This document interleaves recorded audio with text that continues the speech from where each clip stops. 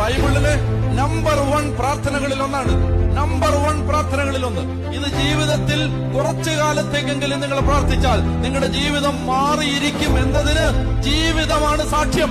യാബസ് പ്രാർത്ഥിച്ചു, ഇസ്രായേലിന്റെ ദൈവമേ, പ്രശ്നം എല്ലാവർക്കും ഉണ്ട്, പ്രശ്നത്തിൽ നിന്ന് പുറത്തു കടത്താൻ ദൈവത്തിന് മാത്രമേ പറ്റൂ. അത് ഞാൻ വിശ്വസിക്കുന്ന കർത്താവേ, ദൈവമേ, ഈ വേദനയുടെ നടുവിൽ ഞാൻ നിൽക്കുമ്പോ ദൈവമേ എന്നെ അനുഗ്രഹിച്ച് എന്റെ അതിരുകൾ വിസ്തൃതമാക്കണമേ.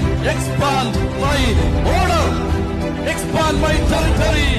പട്ടുപോയ എന്നെ, ഒരടിച്ചു പോയ എന്നെ, നശിച്ചു പോയ എന്നെ, ജീർണിച്ചു പോയ എന്നെ, എല്ലാവരും നാണം കെടുത്തുന്ന എന്നെ, അപമാനത്തിന്റെ തീച്ചൂളയിലൂടെ കടന്നു പോകുന്ന എന്നെ, നിസ്സാരനാക്കി സമൂഹം എഴുതിത്തള്ളി എന്നെ, കാൽക്കീഴിലിട്ട് ചവിട്ടി തേച്ച എന്നെ, now you bless me and expand my territory.